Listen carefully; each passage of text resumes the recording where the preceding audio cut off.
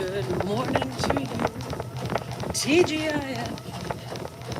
Happy Friday to you. Happy Friday to you. Happy Friday, happy Friday. Happy Friday to you. Good morning. Hello. Hey, chicken butt. What's up? What's going on? It is Friday. The sun is shining, the birds are chirping, the cats are roaming, and the dogs are barking. Yeah, is that in Vegas? Y'all, I don't know what the hell that was about. Good morning. Happy Friday. The kids are out of school for the weekend. Lucky you. Persnickety. The peep squeak. The pip squeak. The pip squeak. Good morning. It is shining in Ohio. That's good. Hi, Ann. Thank you. I think I do. Dan is not chirping, Harry. Dan's not chirping. The guy has to go into the office today, so he's been anxious. So Dan has anxiety, bad anxiety. He puts things off and waits the last minute, and then he starts having anxiety. So he's at that point right now where he's got anxiety because he's put off stuff long enough, and so now he has to go and deal with it. So no, he's not happy. So he's gonna be gone probably half the day, finishing up, doing some stuff. No, it's not poor Dan. It's his fault. You don't wait till the last minute. Because when you wait till the last minute, you get stressed, right? Lord. My brain won't allow that. So, hey Jerry, all right, so I don't feel sorry for him. And then it's Mark's major surgery. Mark's major surgery is on Monday. So he's very stressed, and I don't feel sorry for him because I'm like, bruh, get your shit together. Get it done so you don't stress. Oh, good, Claudette. I thought you meant it. I was like, girl, get the fuck out of here. I hate last minute shit. A pack of cigarettes. I went for my daily walk to get a pack of smokes at the local corner store. And man, let me tell you, that fucking walk was fucking hard. I got a cramp in my side. I got a calf cramp. And y'all, I could barely make it back home. GSR, please tell me it was more than a block to the corner store. Mark, she walked, she crawled, she got a cramp. Mark is having cataract surgery. So last night we did a subscriber live, and I was making fun of Dan. She was speed walking there because she was having a nicotine fiend. And then she got so tired on the way home she cramped because she walked too fast there. So anyhow, Dan was like, Mark's having major surgery. Major. So we were all making fun of him for saying major. All the people who've had the cataract surgery are like, it's not major. That's why you cramped. Because as you walk home, you were puffing too hard. Well, Goodman, because I can tell when he's getting tired. And so Dan just protects him. You got to remember, it's not like we're rushing him off the live. But when he starts on the endless cycle of repetition, he starts getting tired. That's our job to protect him. And I knew I was getting ready to have him go off anyway because I could tell. Happy birthday, Mama Bear. Hi, Darls. Ed was up, and he was up right before I came out to peeing. But you know, it's really funny. I noticed the toilet flushes more last night, but it's still not as much, and he hasn't roamed as much, so I don't like people either. Why do you bathe, Ed? Because I do a better job, you know? Dan, it's more calm when I do. It's more calm when I do it. Dan sits there and just sprays them I have more of my mama bear ways. I scrub his head, I clean his underarms, I help him with his back. You know, where Dan is like, ah! You know, he covers his nose like this, and he has the handle, and Ed can't read his lips. It's already harder of hearing in the shower. So it becomes a louder, more stressful ordeal. And I don't like it. I don't like the stress of hearing the yelling, and it stresses me out. So I just have taken it over. And I think Ed probably appreciates it. You know, the physical touch is really important. He's not a hugger, he's not a hand holder. And every other day I get him in the shower and he feels well loved and he feels appreciated and he's happy when he leaves it, you know? He's not stressed. So I have done that to myself. Now, if I really didn't want to do it, Dan would do it. But I just think it's best when I do it for Ed, mostly, and myself. So that's pretty much it. People are really upset that I shower Ed. Somebody yesterday said, do you shower him naked?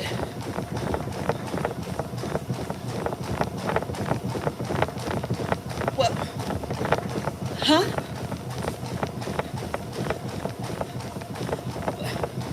Isn't that how you shower? It's naked? So, no, Ed is a doctor, you guys. I worried about him being embarrassed. Remember the first time I showered Ed was when Dan went to Washington, D.C., which was months ago. And no, I mean, he just drops trout. He doesn't care. He has no vanity. Now, it's something that, and once I showered him, that experience that I know he enjoyed, you know, so it's just so much easier for me. It's just a body, you know. I don't wash everything, if you know what I mean. I squirt soap in his hands, and I have him wash his bum and his frontal area. And I have him do it several times, and then I spray the sprayer, and you know. So no, he doesn't care. I think he just is past that point. 6 months ago, he was very vain. He's not anymore. Yeah, and you have to, Anne, right? I mean, it's one of those things that it's good for him. And, you know, somebody's like, well, do you shower with him? Like, do I physically get naked with him in the shower? What is wrong with you people? No. So I am physically in the shower with him, but not naked. I help him and I'm there just in case he falls. And yes, Jojo, you have to do what you have to do, you know, in this situation. I have chosen to shower him because my way is better, right? My way is better. He's more comfortable in the shower. He can hear me, you know, he looks at me. He lifts up his armpits now for me to scrub. He waits for me to wipe him down. Where Dan's like, you do it. Do it. Spray it. And Ed's like, what? Spray it all over, you know, and he can't hear. And it adds more stress. So that's why I'm a woman, I'm a mom, and I do it better. Anna, do you think he would literally sit in a bathing chair right now? Y'all, yeah, I mean, it's the thing is, yeah, caregiving is about care, nakedness and all. It's not an issue for anybody but the people who are making it an issue. And that to me is just unfathomable. I also said the other day, I shaved him too, right? I shave him. Dan doesn't shave him, I shave him. Somebody said, You shave down there? You shave him down there? What? The fuck is wrong with you people? I shaved him. I didn't think people would think I shaved him in his nether regions. Why the fuck would he need a shave down there? Let alone, why would I shave him down there? His fucking face, people. His fucking face. Yeah. It's better. So, yeah, it is creepy. Are you leaving right now? Okay. Yeah, in case he gets a hot date. Y'all are fucking sick. Hold on, let me take my Bluetooth off. Bluetooth!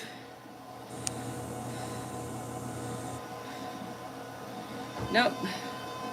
Bluetooth! Okay, sorry. Yeah, no.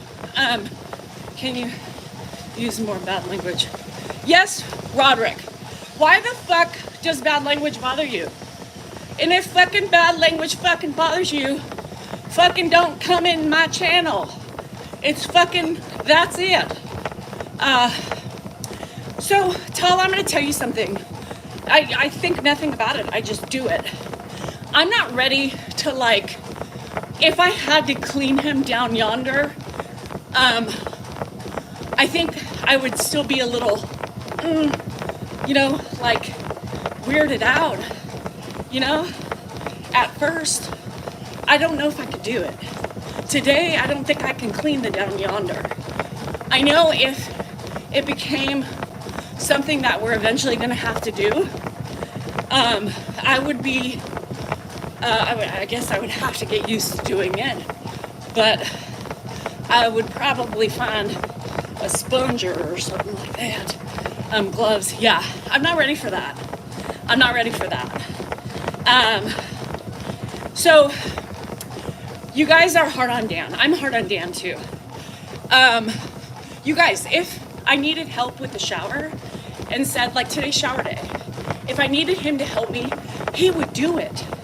It's my issue because I want Ed to have, it should be comfortable for him. It should be relaxing. Yeah, nose it down. Just spray. Give me the Dawn Power Wash. Give me some Dawn Power Wash. I'll spray that puppy, make it spickety shine. I don't know. People make such a big deal out of it. And because I'm female, and if I wanted Dan to do it, give me some WD-40. We have a little squeak. No, it doesn't bother me. I was more worried when I had to do it for the first time that I think I was more embarrassed than he was, right? And then when I saw he didn't care, you know, it made me feel better. Because my whole thing the whole time is I didn't want to make him uncomfortable. And that's why, yeah, gold bombs. That's why I never initiated it, because I thought he was still too, you know, vain. But that's it.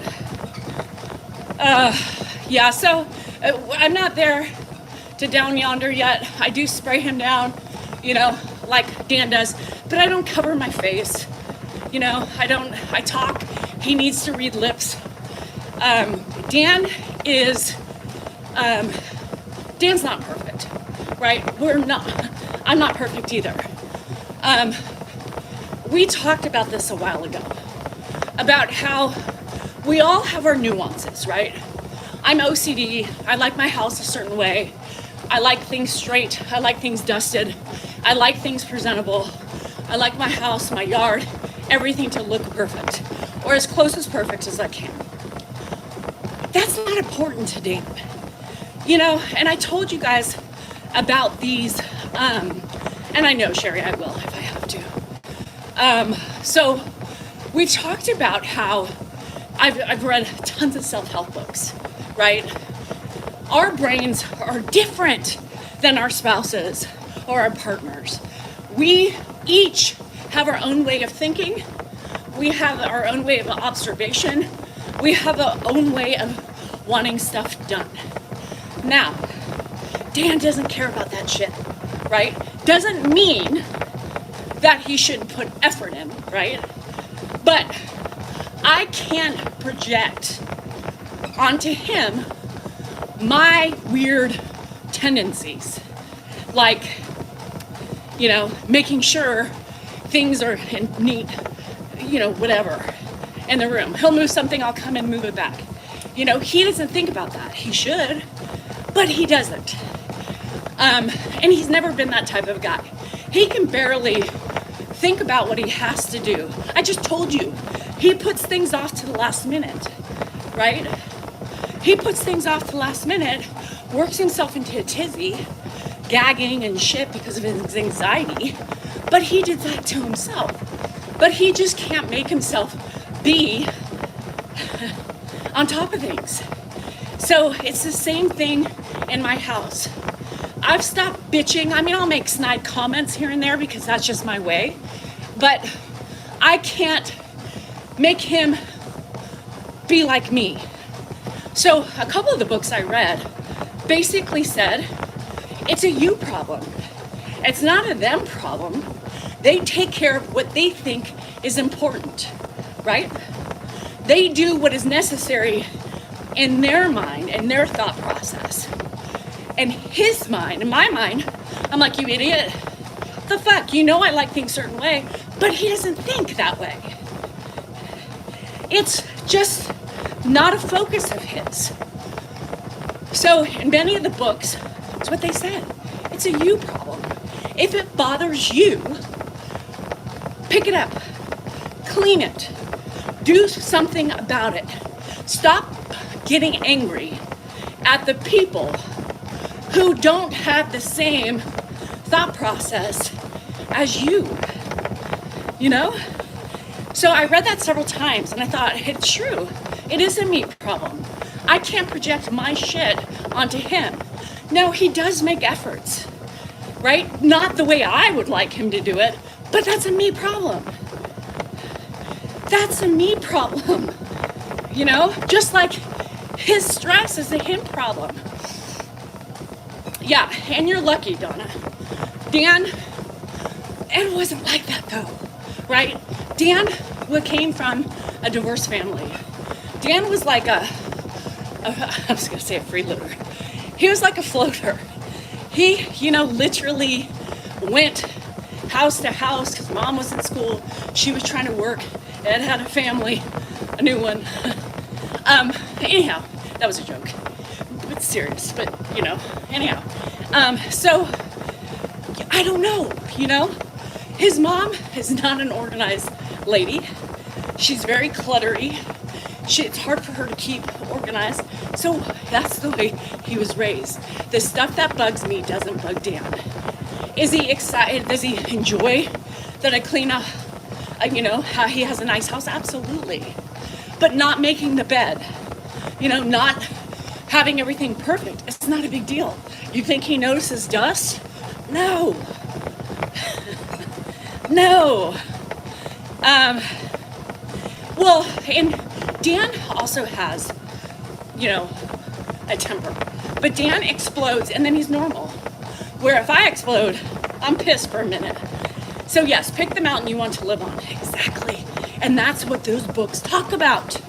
Stop projecting your shit onto other people, right? Stop. Because all it's gonna do is make you miserable. Once I stopped expecting, I was less stressed. Period. For myself, right? For myself. But I still make comments. Would it be nice to have a man in the house? Would it be nice to have man duties? I'm a woman. I shouldn't be doing the man shit, But yes, so it doesn't mean I'm perfect all the time. Doesn't mean that I don't bitch and yell and, I'm fucking tired. Wonder why. was just on the roof cleaning the man gutters. Why am I here fixing the man sprinklers? Fuck. So, I just do it. I just do it. Because the more we bitch, the more we complain. And I'm the plumber. I was crying, cussing, came downstairs. He's like, what's wrong? Well, I was trying to fix the man toilet. You should be doing this shit. I gotta pee. And they just don't, it's not important. Yes, that's the thing. J-Star, perfect.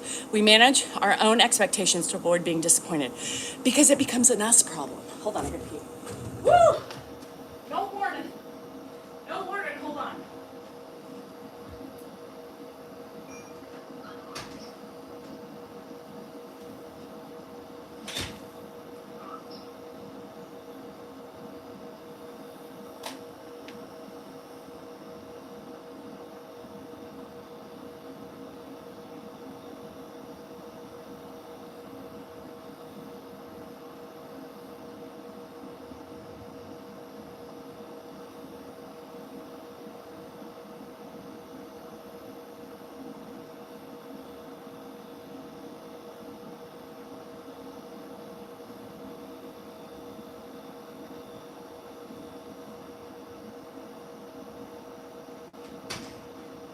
So, in essence, y'all, and that's what I kind of talk about with the trolls. Stop projecting your shit onto me. Stop projecting. Stop telling me, stop. It sounds like a you problem. When you're bitching about me showering Ed, it's not a me problem. It sounds like a you problem. So, yes, you're not going to be perfect in this journey, right? Of stop your projection onto your partner. But the thing you can do is recognize it. And I did. I talked to myself a lot in that process. So, like, what I did, I was like, all right, this is a me problem. I don't like seeing shoes this way. No, it's not his problem, it's my problem. And then I started just doing it. So, you have to understand that we live in our own head. Other people don't live in our own head. See, Joe, I don't think, so Joe said, but the more you do, the more they expect. I don't think Dan expects shit. I honestly think Dan is just living in his myopic world, He just thinks I gotta do it because I'm OCD, right? He doesn't understand because he doesn't live it. So I don't think he understands. It's not important to him. So he does. I mean, he's trying to do a better job of picking up after himself. But no, he doesn't walk outside when I'm doing yard work and say, hey, do you need me to help? You know what I mean? Oh, you were married.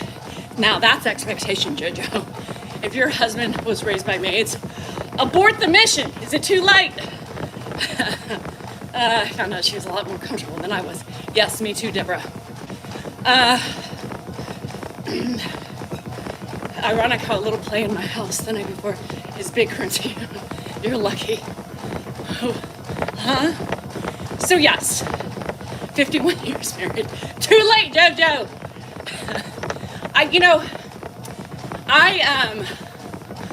I wouldn't know what that was like. So it's one of those things that I have to constantly remind myself of. This isn't my me problem. I wish he was a little bit more a thinker outside of the box. You know what I mean? And realize like, oh, Danielle's gonna get irritated with this, What was Ed? Was Ed like that? Ed was an ass. I mean, Brandy, Ed wasn't really a cleaner. My mom wasn't the best cleaner either. I did most of the cleaning. First 6 months of marriage, good for you. You need to. Dan does think about the box. I think my mom became an alcoholic. That's how she coped. I mean, honestly. Lisa, when I'm doing yard work, let's fast forward to present day. When I'm doing yard work, he's inside with Ed. So somebody's got to watch him. So I think just a deal, Brandy. When I tell you, and not to really focus much on Ed's past, but when I tell you he was a hard man, he was a hard man. My mom tried several times to leave, and then for some reason came back many times. The last time was before I got pregnant with Jennifer, and she was making decent money. She was ready. She even put a deposit down with an attorney. And then I got pregnant, and that changed everything. That changed everything. They sold their house in the Bay Area. They built a house up in Shingle Springs. And their life became part of our life, the grandkids. Her happiness became the grandkids. And then she ended up getting sick and dying. So her dream was always to build a house. Her dream was to be able to make it hers. She got one of those milestones. She saw all her grandbabies. Well, mine. Josh was still in school. So she lived out some of those wonderful things. She was so proud of her house, you know. And so anyhow, yes, I was her priority. My kids were her priority. How was he as a stepdad? He wasn't. You know, we really didn't communicate. When I tell you, we lived in the same house. That's it. We lived in the same house. My mom would be 73 this year. 73. Yeah. Yep. Bev, at that point, my mom died happy. Sad, right? Because she didn't get to experience Josh's life and his kids. God. I'm not crying. I'm not crying. Does Ed remember? Or is it about your mom? Okay, so interesting thing last night. These are the wonderful things about the subscriber lives. We had a subscriber live last night on YouTube and TikTok, and you never know what, you know, if Ed's gonna be on, he's gonna be willing to talk. But last night, it was a really cute memory he had. And he said, "Oh, Danielle, you know, I've known you ever since you were a little girl," which most of you have heard him say. And then he said, "God, how long, when did I meet you? 2 or 3? I said, "No, about 5. And he said, "All right, you could be right." And then he said, "Do you know your mom, your dad?" I said, "Yes, Janice." I said, "Do you know who Janice is?" And he said, "Yeah, Janice was my wife." So he hasn't made that connection in a long time. And I said, "That's right." But he did not remember that they had Josh together. So, you know, there's ups and downs, but he did remember that. I said, "Well, you know, you were with her. Did she die?" "Yes." So he's like, because I don't really remember her much. That was sad. Because he doesn't, you guys. Because that was, you know, short-term memory for him. He remembers Joanne, but that was a longer time. And people will say, "Well, how does he remember you and not your mom?" And, well, you can't. He remembers me because I'm still here every day. You know, I'm still here every day. My mom's been gone for 18 years. Was he sweet, kind with her? No. He was an ass. No. Debbie, I don't know. 20 plus years until she died. Sake, Jerry. Sake! I was able to respond to him. Well, I'm glad you got to see him before he passed. So, with that being said, it was sad, you know? And I'm gonna tell you something. At 50, I almost said 49, fuck. So hold on, Valerie, I'll get back to that. At 50, I look back and I feel so sorry for my mom. You know, I feel bad. You know, she left the love of her life because he went to medical school and she was being stubborn, didn't want to wait for him. She was running away from demons in Nashville. I don't know what they were. She brought her daughter, you know, she married my dad like a rebound. That didn't last long. She got pregnant with me in hopes that, you know, it would change him, which we all know that doesn't happen. And so moved out to California, met Ed, and at this point in her life, being a single mom, she was much more interested in, you know, sacrificing to help raise her child in a way.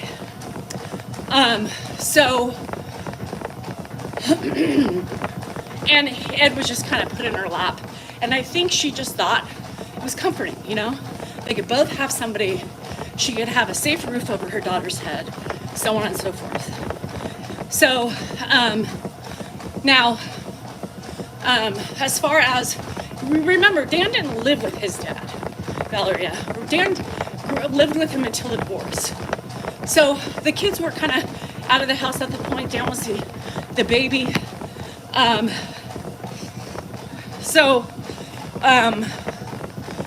They, and no, I mean, they all have tendencies. So we make fun of Josh because I think Josh has a lot of Ed's tendencies. So the whole Cabo trip, I was like, okay, Ed, what'd you say, Ed? He was getting so mad at me.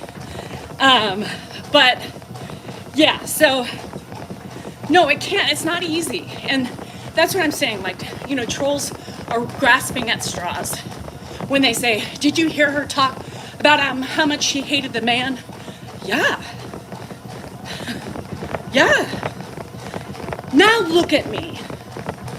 Now look at what I'm doing. I have been able to let go of so much anger towards him. I have been able to turn it around and care for the fucking man in my house for the last 3 fucking years.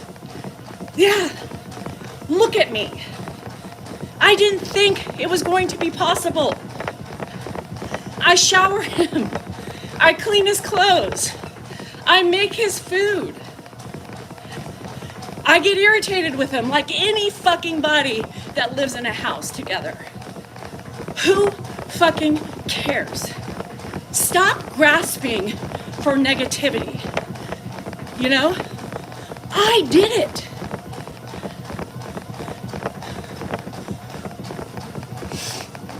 Now, I'm not gonna talk about how he was with Joanne.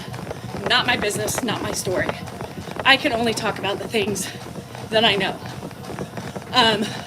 But assume life wasn't easy either. He was a control freak. He liked to be in the power.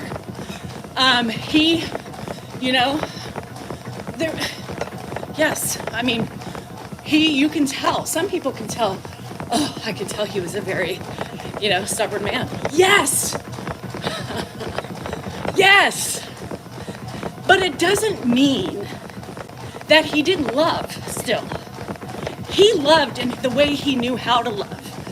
Ed was also treated, from what I know, which the stories, Joanne was with him for a long time, right, and his family. His dad was super hard on Ed. Super hard on Ed. Ed could do no right. So Ed was always trying to be a son, I believe, from the stories that I've heard, the son that his dad would be proud of. I don't, you know what I mean? And I think in turn that made him the man,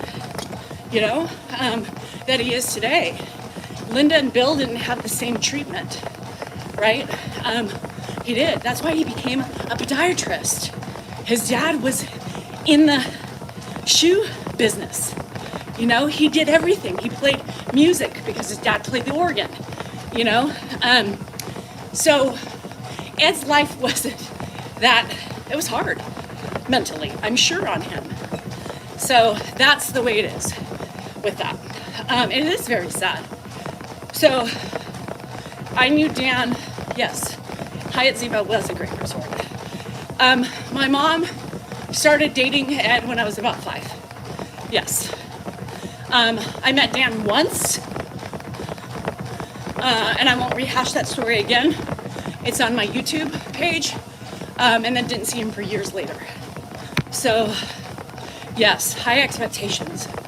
So yes, when he first came into my house, Cookie, we butted heads, right? He was always very, like he's the boss, right? And he was in my house, which made me the boss. And he would try to override me a lot. And it brought up too much, it triggered me too much. So I didn't think I was gonna be able to do it. At that point in time, I couldn't do it. I was breaking every day. I was crying. I had anxiety. I told Dan I can't do it. It's him or me. About a month later, I was like, I can't do this. It's not fair of you. And Joanne even said the same thing. She said, Dan, you can't expect her to do it. Now, Joanne is a psychologist. So she understands, and is more empathetic towards, she knew my relationship.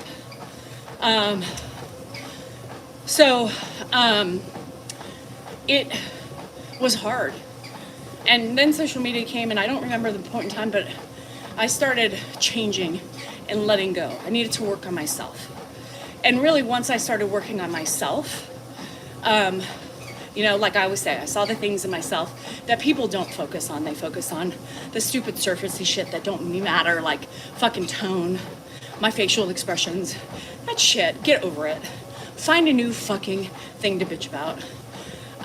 But I started seeing the things in myself that I didn't like. So when I started changing my ways and learning more about me in the plight to make myself happy, that's when I was able to start letting go of the past with Ed and doing what I could do. Now, when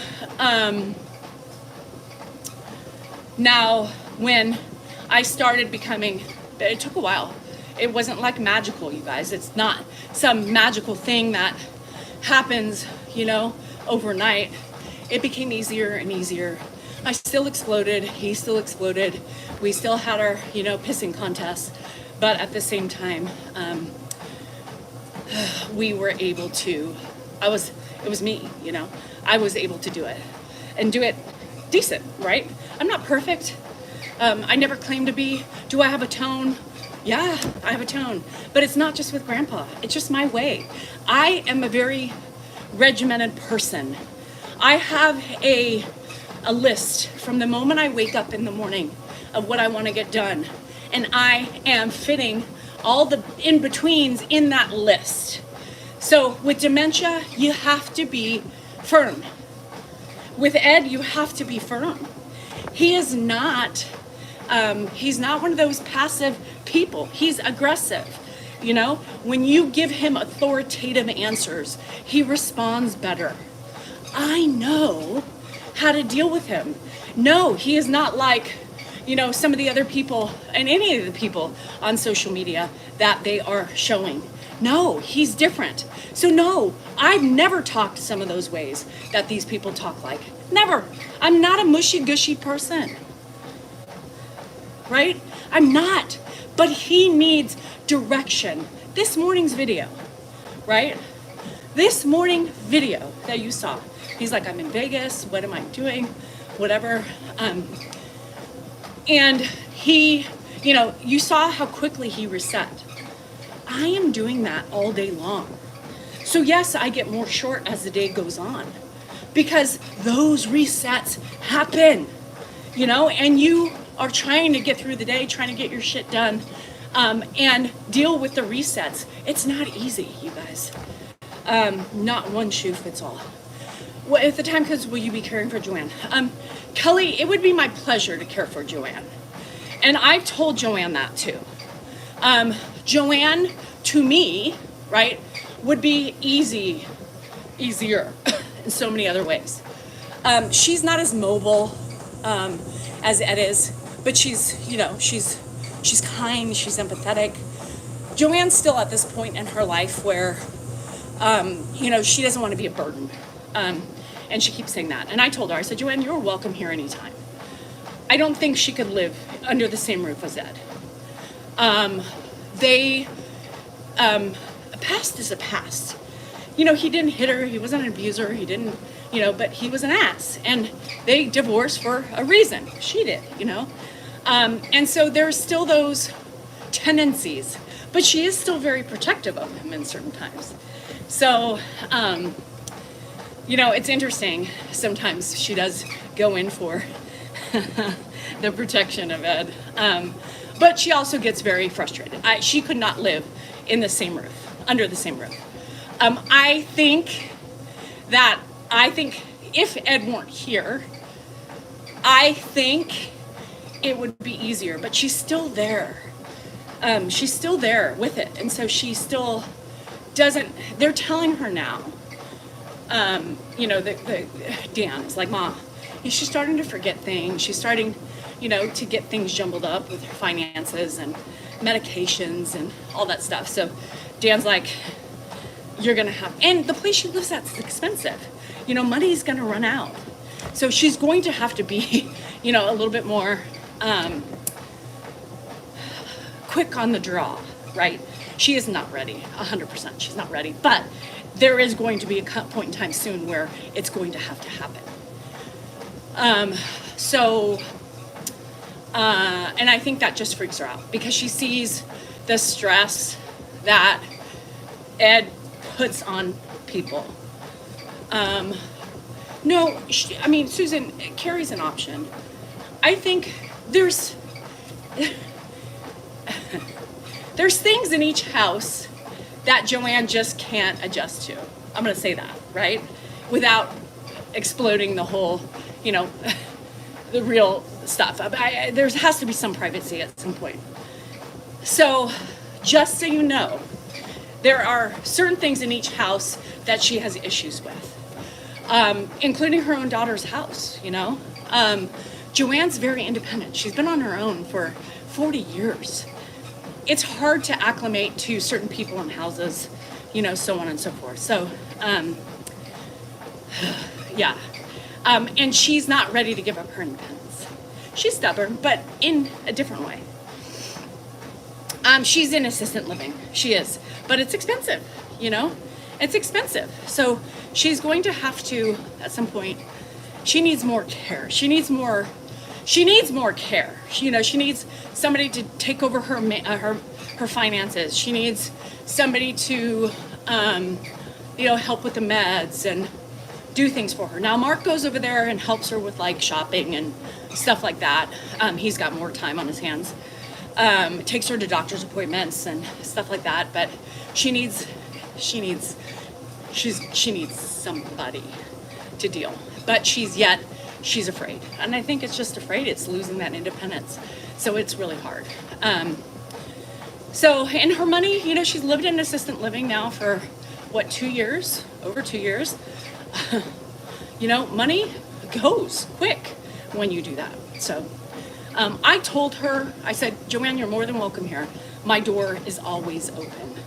And she appreciates that. And she says, your mom says I can move in, and she giggles. But she would be a pleasure to have. Again, every house, there's issues in every house for her. That's it. That's all I'm going to say. Just to keep it, I'm an open book. I wouldn't mind talking about it, but other people might. So I do have to be respectful of people who aren't me, and I don't want to speak and give the wrong information, be like, did you hear what Danielle said, type of a thing. But Joanne is always welcome here, and I've told her that.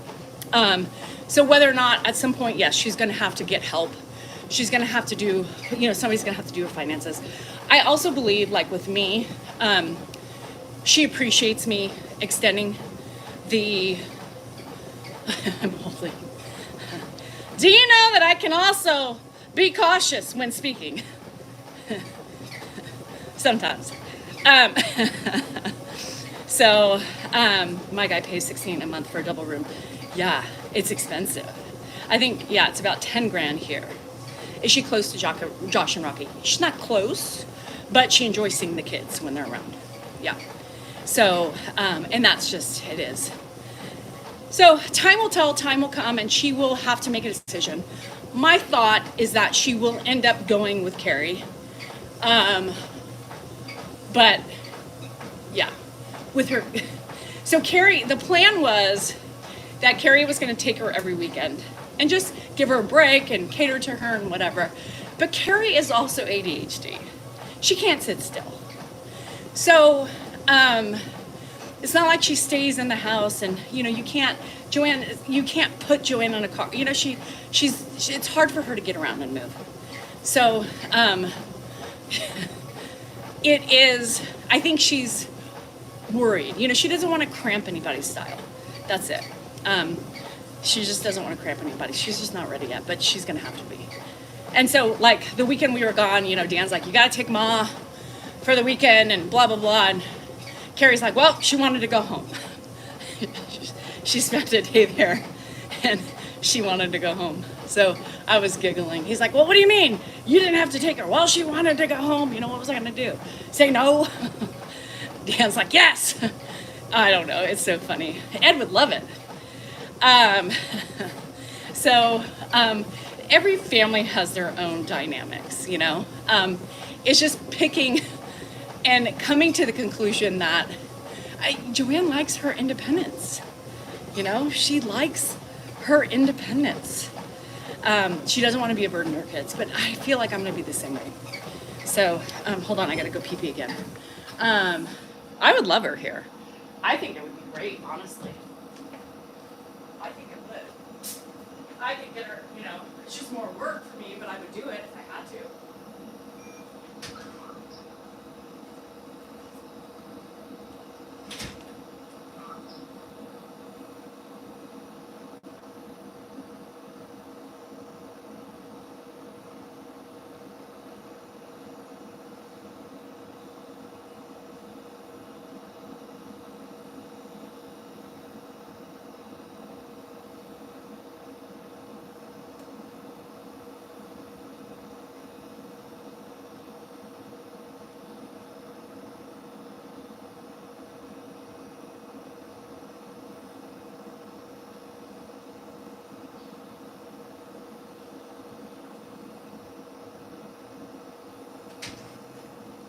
At this point, I should start my own assisted living business. Have Joanne, soon Mark's going to live here. I'm going to have the whole Salinger family in my house soon enough. Don't say that.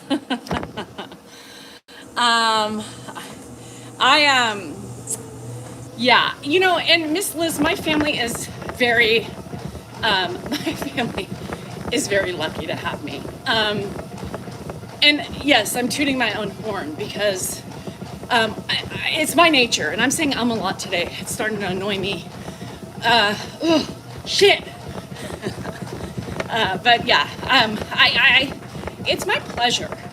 I'm a giver. I like to give back, even with you guys. The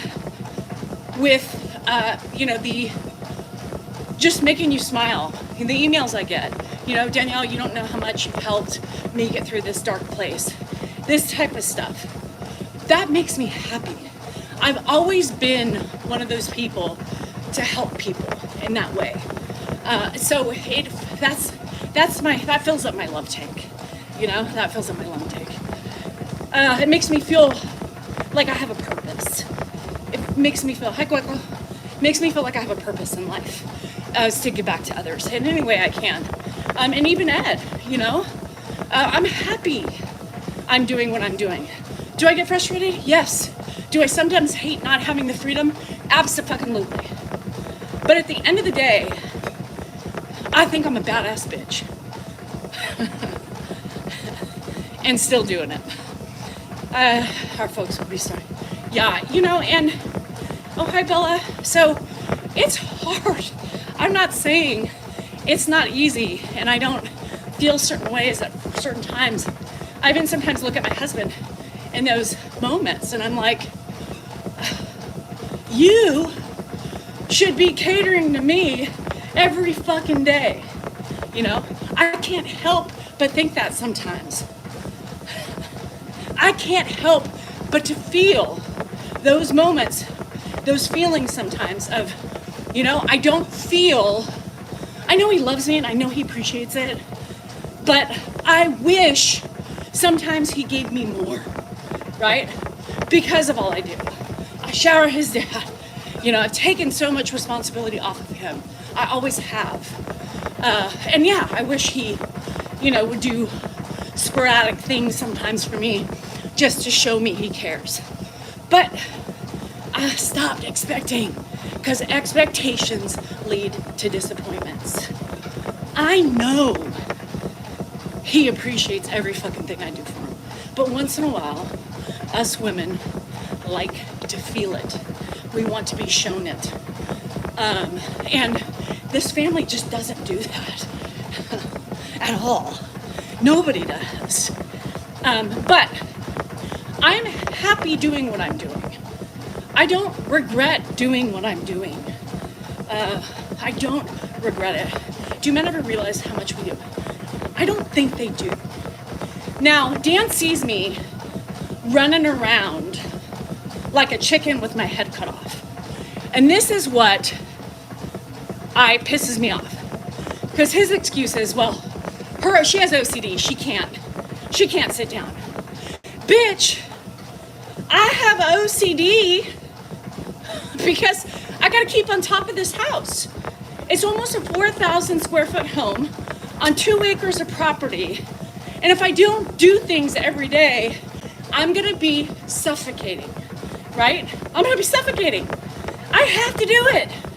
Stop acting like my OCD.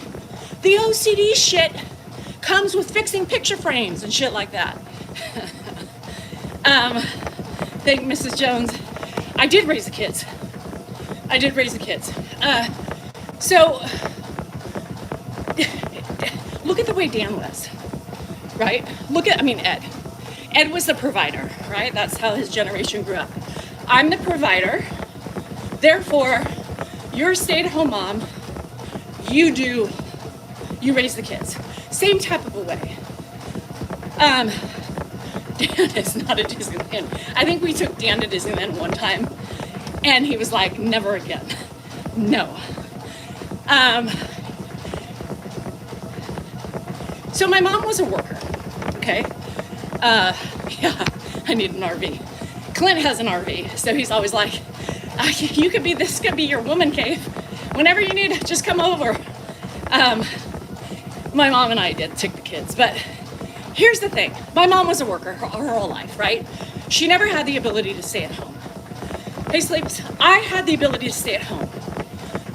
So when I started staying home as a mom, I took over a lot of responsibilities because that was my job. That's my job. I clean house. Actually, I had Jovita. Jovita was my favorite house cleaner. I even fucking had Jovita. I got nobody now. I got Daniela. Fuck. And I, was in the car taking the kids to sports, and I just did everything. At that time, Dan even paid the bills. Shit. I had it made, bitches. What happened? But as we moved to this house, I just still was home. So that was my responsibility. That was my job. And happily to do so. My kids played competitive sports. So I did it. They didn't have time. I was happy to do so. Now, different story. Wisdom comes with age. I fucked up a long time ago, I sure did, but I like to do that stuff. Some days I'm tired of it, I bitch about it, but it's exhausting. But yeah, domestic. So with Dan, he was the same way with the kids, right? He wasn't a touchy-feely dad. Hello? He wasn't, he just wasn't like me. I was front and center. I was always in my kitchen where I do lives on my subscriber lives. I always wanted to be in the nucleus of the house. I wanted to see my kids coming and going. Rachel. And he'll tell you this. He'll tell you, hey, Larry, he'll tell you this himself, and I think he has. Some of you might remember. He says, she did such a good job. She did the things I couldn't do. So I let her do it because they needed that and I couldn't give it, right? That's what he said. And I remember him always saying, I will always wait for you. The first job is our children, and you're doing a badass job. Keep it going. That's what my husband said, right? So, he was always there, but he wasn't. I was front and center. I was hands-on. I was involved. And he loves me for that. He loves me for that because I did the things he couldn't do. And I still do the things he can't do. Oh, thanks, Coco. It's okay, And I try to tell the kids all the time, your dad, yeah, he wasn't there in the ways that you wanted him to be there. But when you think about it, he's always there for you, When you need help, who comes running? Your dad. Those are the things he's good at. And guess who did that? Ed. Ed did the same thing. He was there, but not really. He was an ass, but he still loved you, right? He just had a different way of showing it because of how he was raised. He didn't know any better. Today, it's the same thing, fast forward, right? It's fast forward, it's the same fucking thing. Your dad didn't fit what your expectations were in a dad. Because you wanted a dad to be different, something he couldn't do. But he loved you. He still loves you. So, here's the thing. Now, I always say, you could either break out of the mold or you can stay within the mold, right? Some people can see. I saw what I wanted to change. I knew what I wanted to change in myself. I know and knew what I wanted to break free of from my mold. Dan doesn't think his mold was all that bad.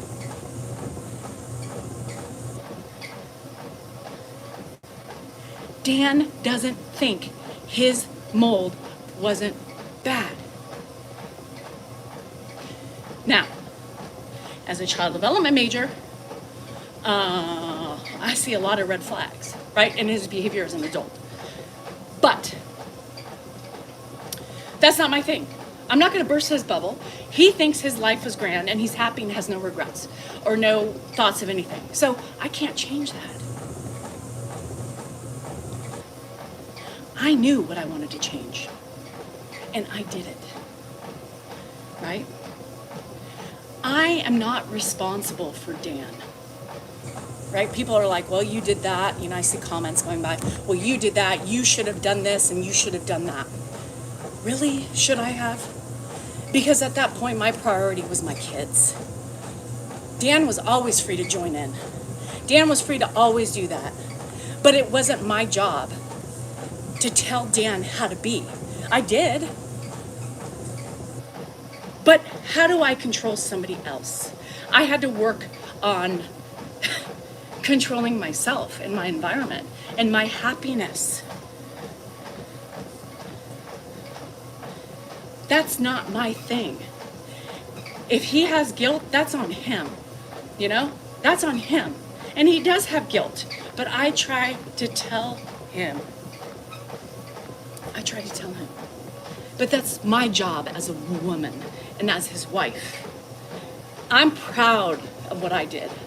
I'm proud and I respect myself for everything I did for my children. I will die with no regrets, right? I can't say the same thing for Dan, but that's not my shit. That's his shit. That's his shit. And I think that's what makes us right. 1997. I don't know how you're seeing anything other than love with what I'm talking about. Acceptance. A marriage that is 27 years strong. We all have faults, right? We all aren't perfect. And there's always ups and downs in relationships, family, friendships. But you think because he doesn't live up to certain expectations his kids have for him, or he disappoints me by not helping me clean, or whatever, that's recipe for a divorce? Y'all are stupid if that's what you think. Life is so hard, and it is sharing it with a partner. You have to be, Sleeps, you guys, you have my powers if you are tired, because John is irritating, and 1997 probably should go. So you guys, pew pew. So that's it, you know? That's it. Yeah, so you guys have fun. Just get rid of him. Get rid of John and get rid of 1997, because they're just annoying at this point. And I just don't want to see them anymore and their stupid comments. So, later. I gave you enough time on here. So anyhow, it is what it is, you guys. We each have our stuff. I learned a long time ago that I had to focus on myself, right? I had to focus on myself. Thanks, guys. I had Zoomies. If you're on, any of you, let me know if you see Ed meandering into the kitchen. We all have our stuff, but you know, this generation is so quick to, like, they have a conflict and it's like divorce, you know, shit. If only life were that easy. You know, you can't do that. Sacrifice is sacrifice. You marry for sickness and health, you know? And nowhere in art did it say it was going to be a perfect marriage. You know, no, there's ups and downs. There's cracks. You know, there's bumps in the road as you come along. You know, you get sicknesses, you get, you know, deaths, you get weird fucking interpersonal shit. You know, it's normal. But with every fucking thing you get, you're supposed to divorce people? I mean, you sound so miserable. I do? I sound miserable? For what? Because I'm real about our relationship? Because I'm real about our relationship? Sorry, Mishi. That's the life. That is supposed to be, that is what you do in a marriage. That's what happens. Have I always been happy in my marriage? No fucking way I haven't. And Dan will tell you the same thing. Does that make me bad? No, it makes me human. It makes me owning my shit. People are so fucking worried about speaking truths. Their truths. Why?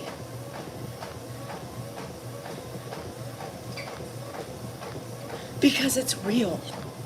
And people were raised to not speak about your truths. Fuck that. Fuck that. We all have them. Some of you would be surprised that the more you speak about your truths, the more healing you will have inside. Those fucking people on Facebook, you know, smiling pretty for the pictures, all dressed up in matching outfits and shit. And I was like, God, I want to be that family. Well, guess what? That family's not together anymore. I don't have a fucking perfect image. I don't have the perfect family. What I do have is real. I will not show people false things just to show people and to hide behind my insecurities. Fuck that. Fuck that. Why? Because all that fucking shit when I was younger, I was like, look how cute. They're not together anymore. Who's still together? Me. Because we have never hidden behind the camera. We have never hidden behind the outfits. We have always been outward and obnoxious about our shit.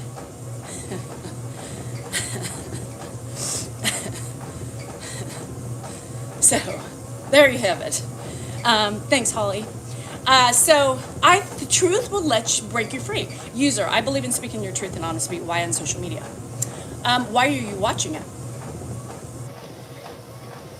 Why are you watching it?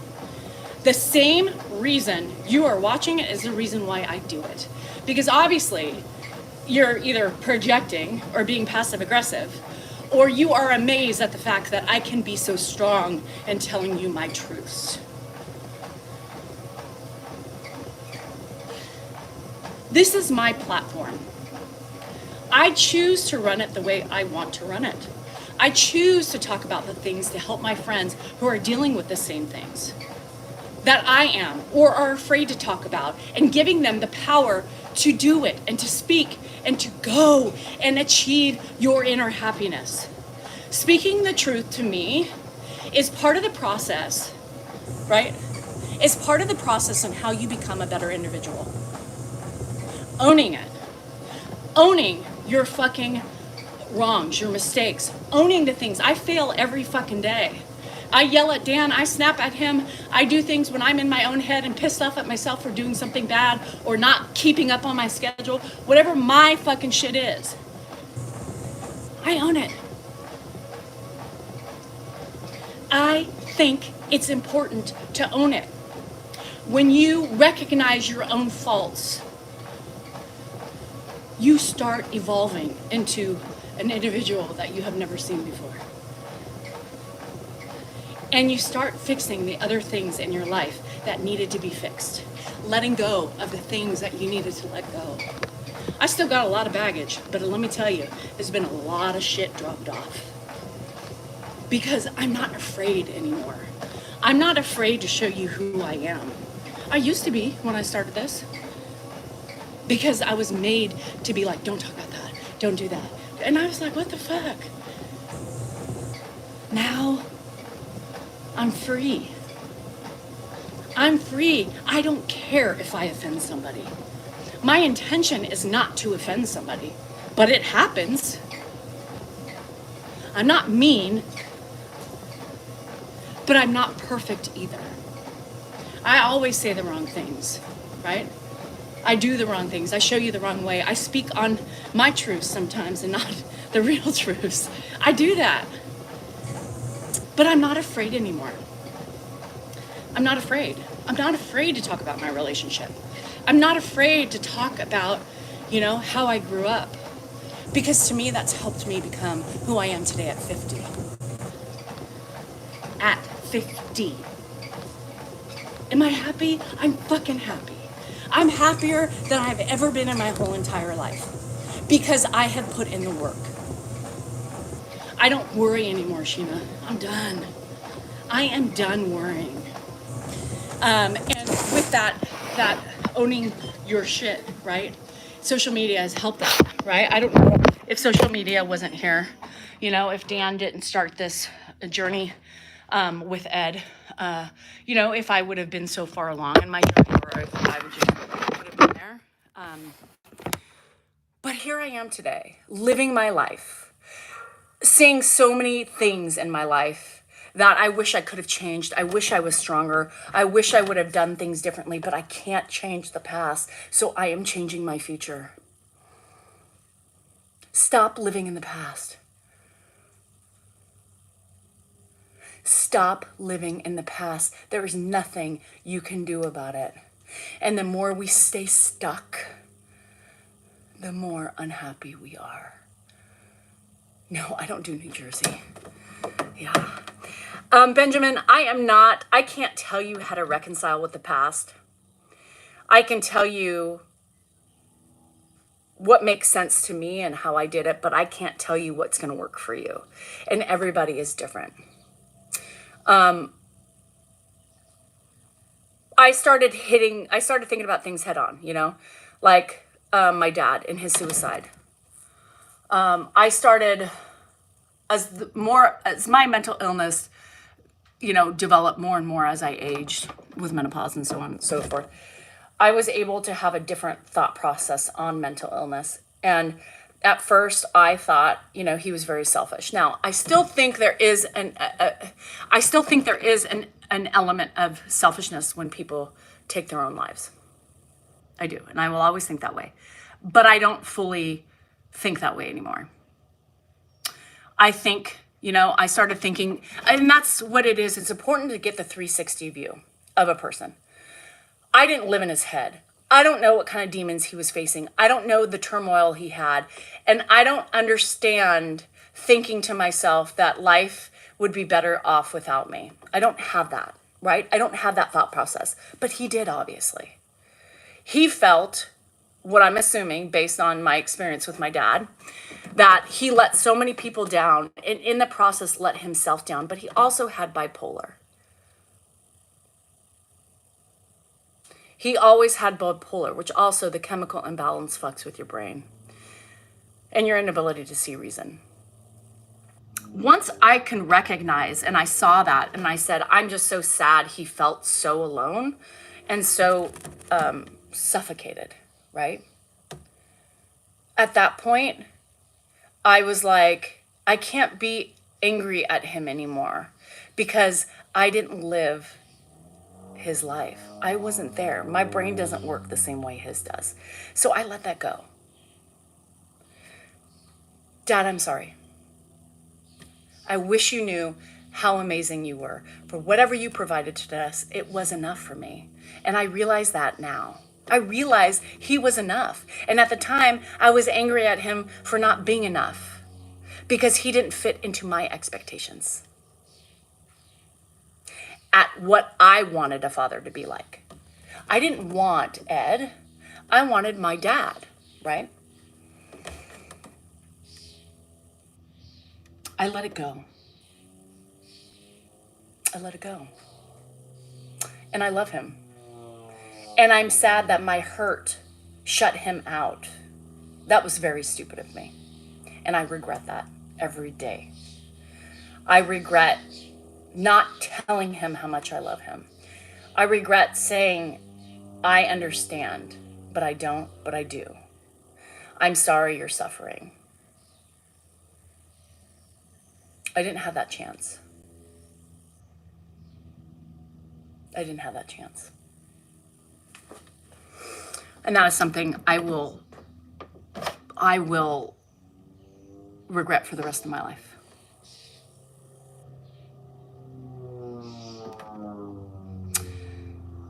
So I let that go. The Ed stuff. It wasn't necessarily, what I think happened within me to be able to do what I do today with Ed was I think I realized the same thing. I can't go back and change the past, but I can go forward. I can work on myself and try to be the best caregiver I can for him because it was important to my husband. It was important to my husband to care for his dad. How selfish of me would it have been if I just said, no, I did for a minute, right? I did for a minute. And then I thought, I saw the hurt and the pain in his eyes. My husband's, Dan's. And I thought, what am I doing? Now our situation is very different, right? And so, with my PTSD with Ed and stuff like that, but I said, God, I saw my husband and I saw his eyes. And I thought, how can I do this? Me too, Pamela, but I think it's because we didn't have it, that's why. Same with Jennifer. I knew I had to find it within myself to do it for my husband. Not for Ed at that time. It wasn't for Ed, it was for my husband.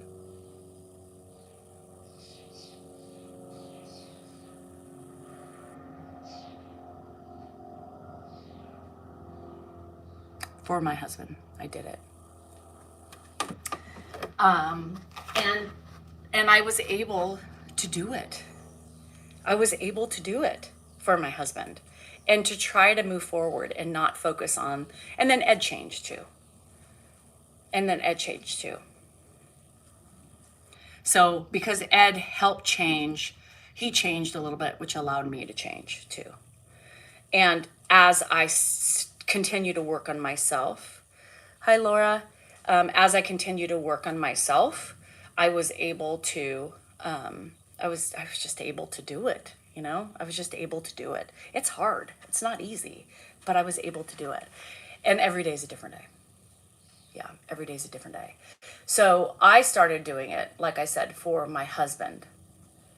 And I thought there has to be a will. If there's a way, there's a will, there's a way. And I did it. I did it.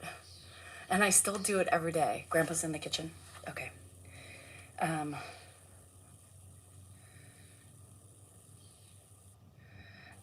Well, and I don't understand why anybody's reporting anything, because it's not like I've done anything. So if somebody's reporting something, I don't know how YouTube works, but last night on my subscriber live, I got reported for singing because I was singing, and so you're not supposed to sing or something.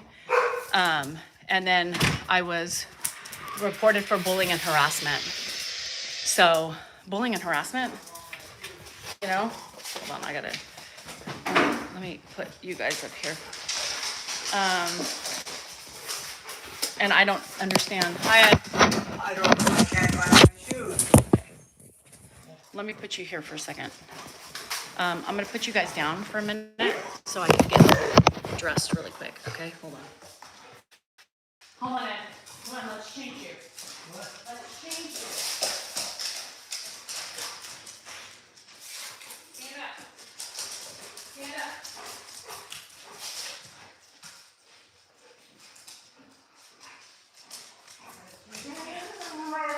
Sit down.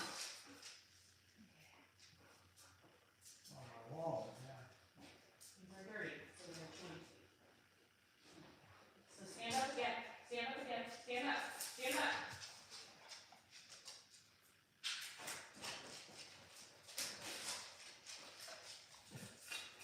You're dry, I think. Nope. Okay, sit down. Sit.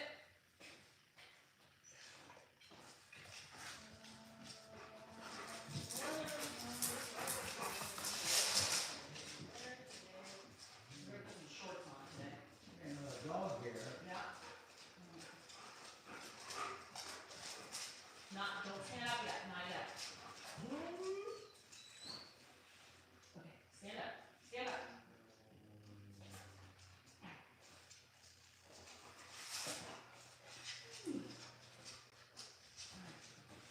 Got 'em? Pull up your pants. Let me get your shoes. No, I can't choose when I want, I'm fine. Your wallet's right there. Here.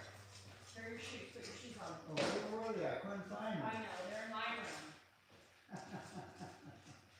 Okay, put them on and then I'll get you some breakfast. I am. Yeah, I take them for you. Because then you put them on and you trip in the middle of the night. So we have to hide them.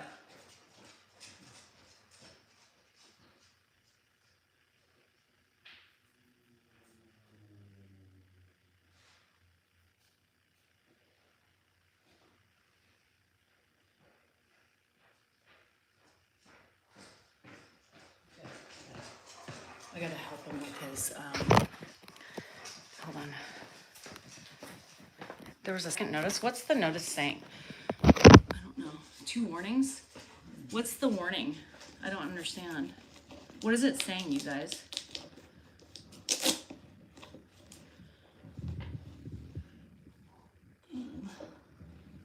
What's it saying? Thank you. Can somebody tell me? Leslie, can you tell me what it's saying?